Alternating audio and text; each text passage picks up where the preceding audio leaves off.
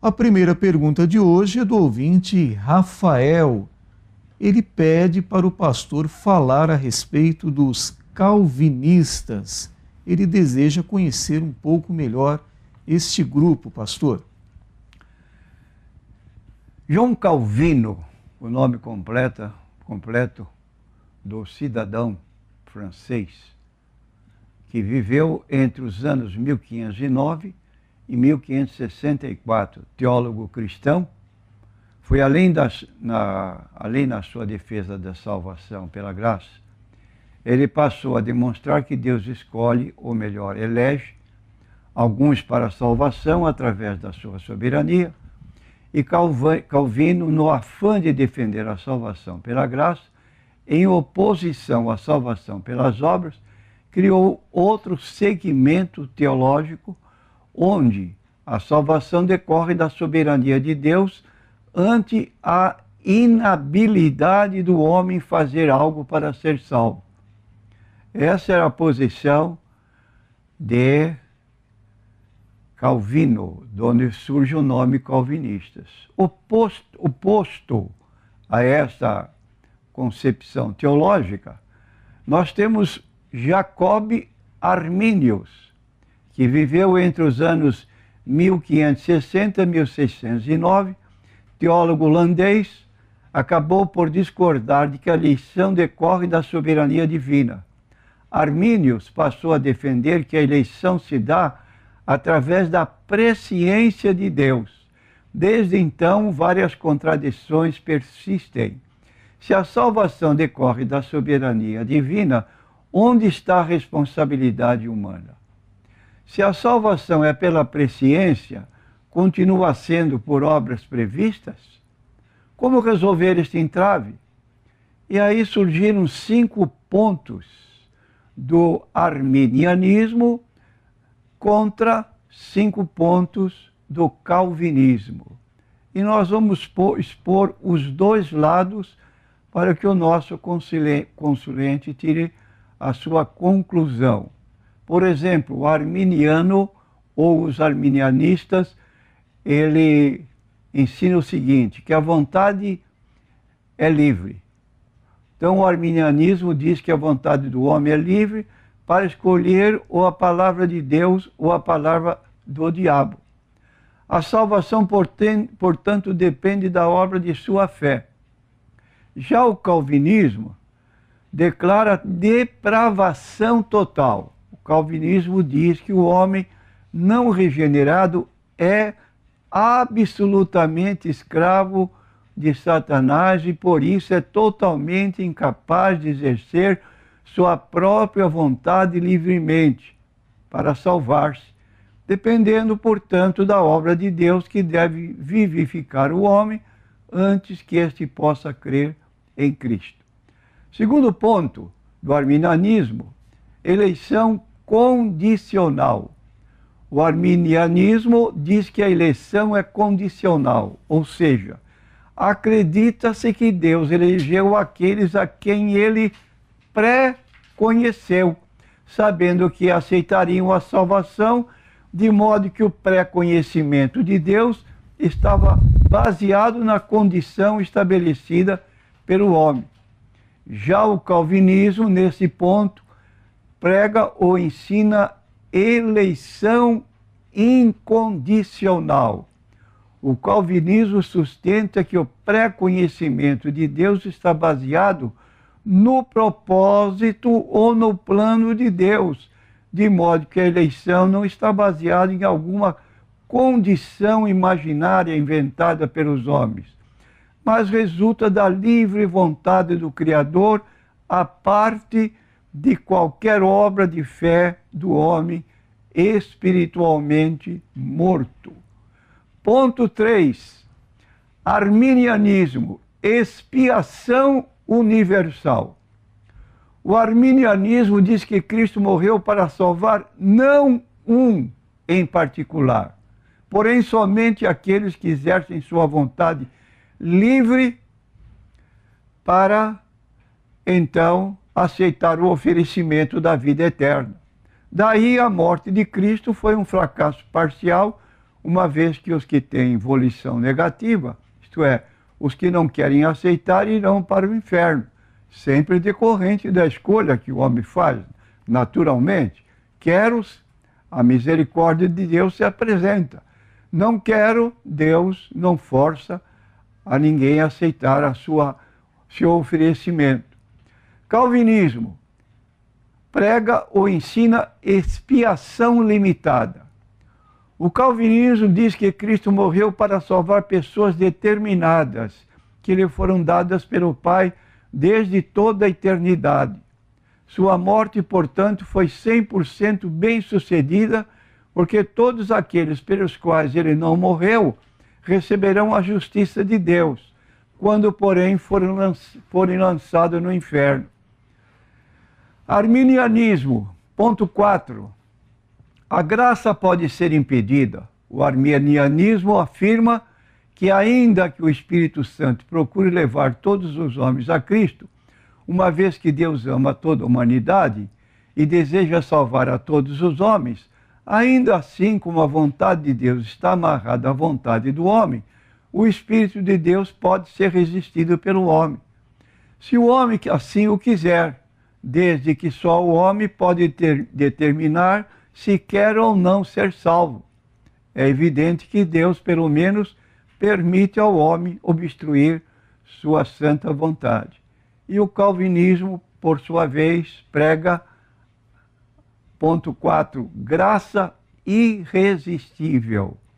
Então afirma o calvinismo que a graça de Deus não pode ser obstruída, visto que a sua graça é irresistível.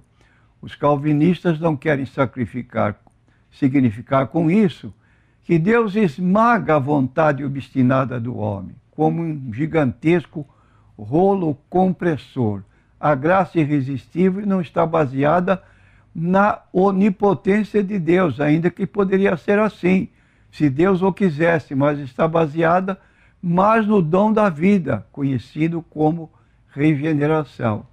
E concluindo, o ponto 5, o arminianismo ensina que o homem pode cair da graça. O arminianismo conclui muito logicamente que o homem, sendo salvo por um ato de sua própria vontade livremente exercida, aceitando a Cristo por sua própria decisão, pode também perder-se depois de ter sido salvo, se resolver mudar de atitude para com Cristo, rejeitando-o. E alguns arminianos acrescentaram que o homem pode perder subsequentemente a sua salvação contendo algum pecado. Esta possibilidade de perder-se depois de ter sido salvo é chamado de queda ou perda da graça. Já o calvinismo, nesse ponto, ensina perseverança dos santos. O calvinismo sustenta muito simplesmente que a salvação, desde que é obra realizada inteiramente pelo Senhor, e o que o homem nada tem a fazer antes, absolutamente, para ser salvo, é óbvio que o permanecer salvo é também obra de Deus, a parte de qualquer bem ou mal que o eleito possa praticar. Os eleitos perseverarão pela simples razão de que Deus prometeu completar em nós a obra que ele começou. Por isso, os 5 pontos de Tulip incluem a perseverança dos santos. Essa exposição que o nosso consulente pediu e que nós expusemos dos lados, para que cada qual de per si possa ter a sua opinião formada. Pastor, já que o senhor tem falado sobre o arminianismo e o calvinismo, é muito comum os calvinistas citarem 2 textos bíblicos como textos-chave para dar sustentação ao que eles creem. Por exemplo, João capítulo 10, verso 28, que diz assim: "E dou-lhes a vida eterna, e nunca hão de perecer, e ninguém as arrebatará da minha mão." Dizem assim os calvinistas: se Jesus prometeu a vida eterna e que suas ovelhas nunca perecerão, certamente, se elas viessem a perecer, faríamos de Cristo um mentiroso. Pastor, como responder aos calvinistas? Quero dizer que em João 10, 28, há uma promessa maravilhosa e verdadeira, porém devemos interpretá-la como Jesus quis que fosse interpretada. Para entender isso, é preciso ler cuidadosamente o versículo que precede, porque um texto tirado fora do contexto já não dá a sua posição correta. E o que diz o versículo 27? As minhas ovelhas ouvem a minha voz, e eu conheço-as, e elas me seguem. Logo, este versículo claramente descreve o tipo de pessoa que nunca perecerá, isto é, suas ovelhas que ouvem a sua voz, e ele as conhece e o seguem. Fala então o texto de pessoas que continuam seguindo a Jesus, e a este Jesus declara que nunca perecerão. Então essa promessa, nunca perecerá, citado no versículo 28, não existe em nenhuma parte da Bíblia para quem se abandona a Jesus Cristo. Por exemplo, Paulo fala de viúvas que se apartaram de Cristo e começaram a seguir Satanás. Isto está em 1 Timóteo capítulo 5, versículos 11 a 15. Diz assim o escritor: mas não admita as viúvas mais novas, porque quando se tornam levianas contra Cristo, querem casar-se, tendo já sua condenação por haverem aniquilado a primeira fé. E além disto, aprendem também a andar ociosas de casa em casa, e não só ociosas, mas também paroleiras e curiosas, falando que não convém. Quero, pois, que as que são moças se casem, gerem filhos, governem a casa, não dê ocasião ao adversário de maldizer, porque já algumas se desviaram indo após Satanás. Então aí está a condição de João 10, 28, respondida por João 10, 27. É a pessoa que aceita Cristo e continua firme, enquanto outros têm a opção de abandoná-lo, e aí vão perecer porque abandonaram a fé em Cristo. E não é pequeno o número de apóstatas nos dias atuais. Um outro texto bíblico que é muito citado pelos calvinistas é o de João 3,16, que diz assim: porque Deus amou o mundo de tal maneira que deu seu Filho unigênito, para que todo aquele que nele crê não pereça, mas tenha a vida eterna. Dizem os calvinistas, ensinam os adeptos do calvinismo que Jesus disse para que não pereça. O que dizer, pastor? A palavra crê em João 3,16, para que todo que nele crê, é um particípio presente ativo indicando que não perecerão só os que continuarem crendo nele. Então este versículo não cobre outros que somente creem por algum tempo e logo se afastam da fé, como apontou Jesus na parábola do semeador. Lucas 8, versículo 13. E os que estão sobre pedra, estes são os que, ouvindo a palavra, a recebem com alegria, mas que não têm raiz, apenas creem por algum tempo e no tempo da tentação se desviam. Oh, meu Deus, quanta gente que nós conhecemos que assim começaram tão bem, tão promissores, e onde estão hoje? Outro texto que queremos citar, Mateus 10, 22. E odiados de todos sereis por causa do meu nome, mas aquele que perseverar até ao fim será salvo. Então, aqui perseverar até o fim. Textos estes que mostram a possibilidade de perder a salvação. E mais um texto ainda, em Colossenses capítulo 1, versículo 23, onde existe uma palavra que admite uma segunda hipótese.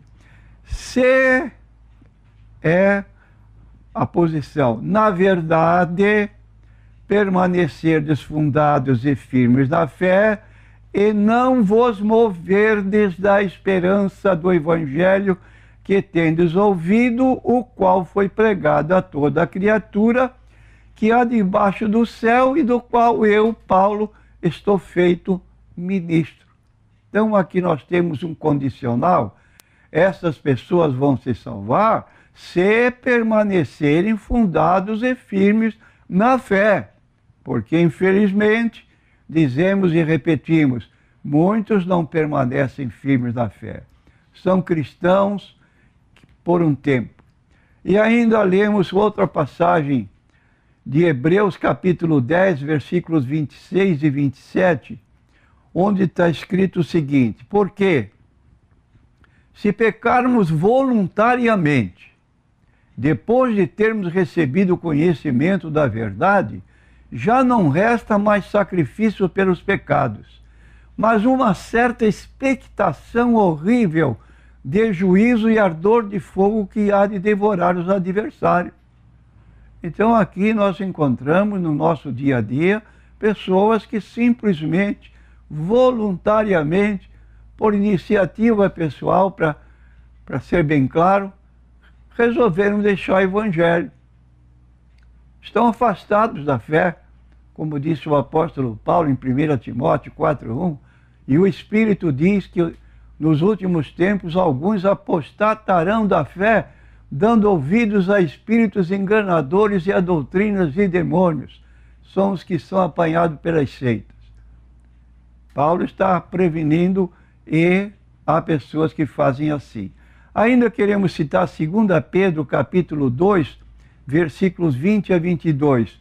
Porquanto se, depois de terem escapado das corrupções do mundo pelo conhecimento do Senhor e Salvador Jesus Cristo, forem outra vez envolvidos nelas e vencidos, tornou-se-lhes o último estado pior do que o primeiro, porque melhor lhes fora não conhecerem o caminho da justiça, do que, conhecendo-o, desviarem-se do santo mandamento que lhes fora dado.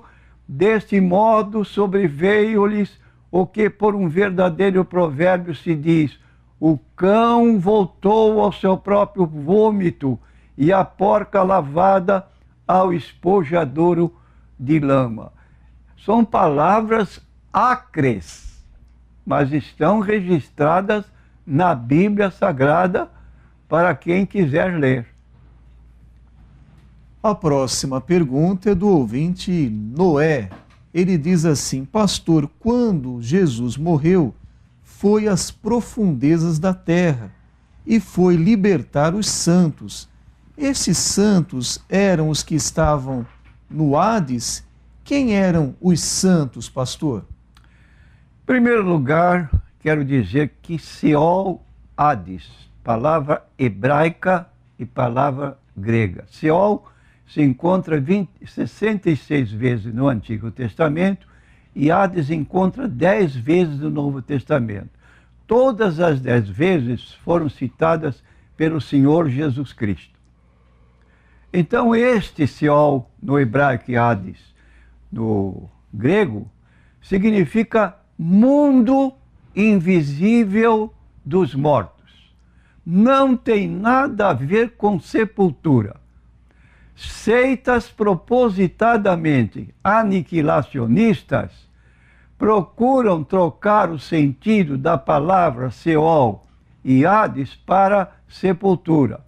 No hebraico, para a sepultura, existem as palavras kever e kevurá. A pronúncia, não sei se é certa. Não sei ler hebraico, mas sei interpretar essas palavras. E no grego, nós temos as palavras respectivas também para a sepultura, que é tafos, que é minema, menemeio, palavras gregas que indicam sepultura. Logo, confundir sepultura com Hades é um erro propositado, consciente, para poder negar que a pessoa sobrevive à morte do corpo em espírito, ou se quisermos dizer alma, conscientemente, e tendo então percepção, ou está bem ou está mal, como disse Jesus a respeito de Lázaro, que morreu, foi levado pelos anjos para o seio de Abraão, é o lugar chamado, uma parte do Seol, Hades, e ali estava bem, enquanto que o rico foi sepultado e estava em seguida em tormentos. Então aí está uma orientação da Bíblia Sagrada, e Jesus expôs, como eu estava dizendo, em Lucas 16, 19 a 31, o lugar dos salvos e dos perdidos. O território dos salvos é chamado paraíso e o seio de Abraão. E o território dos perdidos é separado por um grande abismo. E diz então o texto, literalmente, que passarei a ler. Lucas 16, 22 a 25. Aconteceu que o mendigo morreu, foi levado pelos anjos para o seio de Abraão. Morreu também o rico e foi sepultado. No inferno, palavra grega, Hades. Ergueu os olhos, estando em tormentos, e viu ao longe Abraão e Lázaro no seu seio, e clamando disse, Pai Abraão, tem misericórdia de mim, manda Lázaro que molhe na água a ponta do seu dedo e me refresque a língua, porque eu estou atormentado nesta chama. Disse, porém, Abraão, filho, lembra-te de que recebeste os teus bens em tua vida, e Lázaro somente males. Agora este é consolado e tu atormentado. Além disso, está posto um grande abismo entre nós e vós, de sorte que os que quisessem passar daqui para vós não poderiam, nem tampouco os de lá passar para cá. Então, quando Jesus subiu aos céus, depois de ressuscitado, ele levou consigo os ocupantes do paraíso. Essa citação nossa está apoiada por Efésios, capítulo 4, versículos 8 a 10. Por isso diz, subindo ao alto levou cativo o cativeiro. Essa expressão cativo o cativeiro era o lugar que retinha os espíritos dos justos do Antigo Testamento, que em decorrência da obra de Cristo para a redenção da humanidade não ter sido ainda concluída, eles permaneceram nesse lugar. Não era um lugar de sofrimento, mas era um lugar de descanso. Então Jesus, no intervalo entre a morte e a ressurreição, ele desceu ao Hades, levou cativo o cativeiro, deu dons aos homens. Ora, ele subiu, que é, senão, que também antes tinha descido às partes mais baixas da terra. Aquele que desceu é também o mesmo que subiu acima de todos os céus para cumprir todas as coisas. Então, o lado perdido do Seol chama-se Hades, permaneceu intacto. Todos os mortos incrédulos para lá vão e esperam o seu futuro julgamento final. Essa é a exposição da Bíblia com relação aos mortos. A próxima pergunta é do ouvinte Silas, da Igreja Presbiteriana de Itanhaém. Ele fala assim, pastor, uma vez salvo, salvo para sempre, é verdade bíblica? Minha posição é que não. E vou basear minha posição na Bíblia Sagrada, citando o texto muito conhecido que está no Evangelho segundo João, capítulo 15, versículos 1 e 2, e depois o versículo 6. Jesus declarou o seguinte, eu sou a videira verdadeira, e meu Pai é o agricultor. Todo ramo que, estando em mim, não der fruto, ele o corta. E todo que dá fruto, limpa, para que produza mais fruto ainda. Se alguém não permanecer em mim, será lançado fora, à semelhança do ramo, e secará. E o apanham e lançam no fogo e o queimam. Então, neste texto de João 15, versículos 1 e 2 e versículo 6, e no seu contexto, Jesus claramente identifica os discípulos como os ramos da videira. Os cristãos que não produzem fruto, isto é, não servem a Deus fielmente, serão cortados e queimados.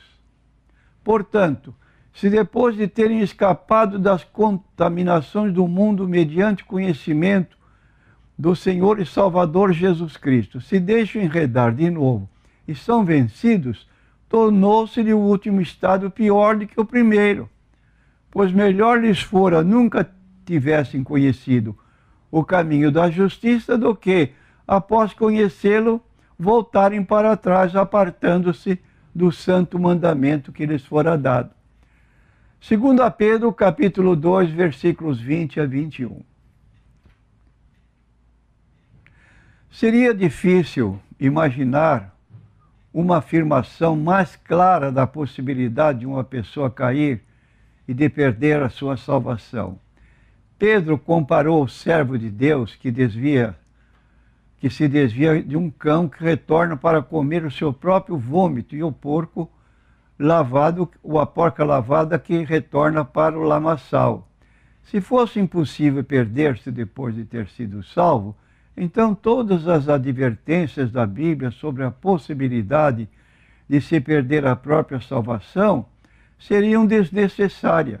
E, de fato, não haveria necessidade de se preocupar com a tentação, não haveria necessidade de resistir ao diabo, não haveria necessidade de estar vigilante para o retorno do Senhor.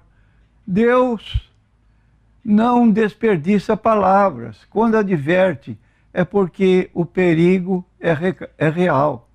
Porque nos temos tornado participante de Cristo, se de fato guardarmos firmes até ao fim a confiança que desde o princípio tivemos. Hebreus 3, versículo 14. Vou repetir, porque nos temos tornado participante de Cristo, se de fato guardarmos firme até o fim a confiança que desde o princípio tivemos. Hebreus 3 e 14. A salvação é condicionada. Para ser salvo, em primeiro lugar, precisa-se crer e obedecer. Para permanecermos num estado de salvação, precisa-se continuar a crer e obedecer. E aqueles que voltam para trás estarão perdidos. Hebreus capítulo 10, versículos 26, 31. Palavras muito pesadas que se encontram neste livro de Hebreus. No capítulo 10, vou fazer a leitura para que os nossos ouvintes possam ter noção do que está escrito nesse texto bíblico. Diz assim: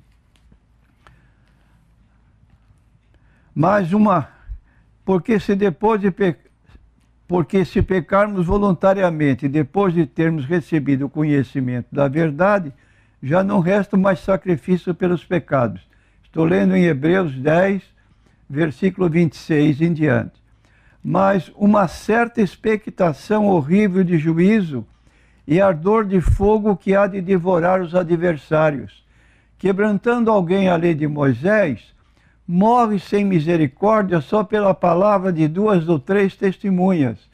De quanto maior castigo cuidais vós, será julgado merecedor aquele que pisar o Filho de Deus, tiver por profano o sangue da aliança com que foi santificado e fizer agravo ao Espírito da graça.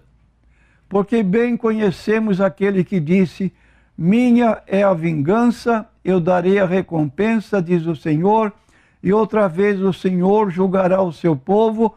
Horrenda coisa cair nas mãos do Deus vivo. Que Deus tenha misericórdia de todos nós. horrenda coisa é cair nas mãos do Deus vivo.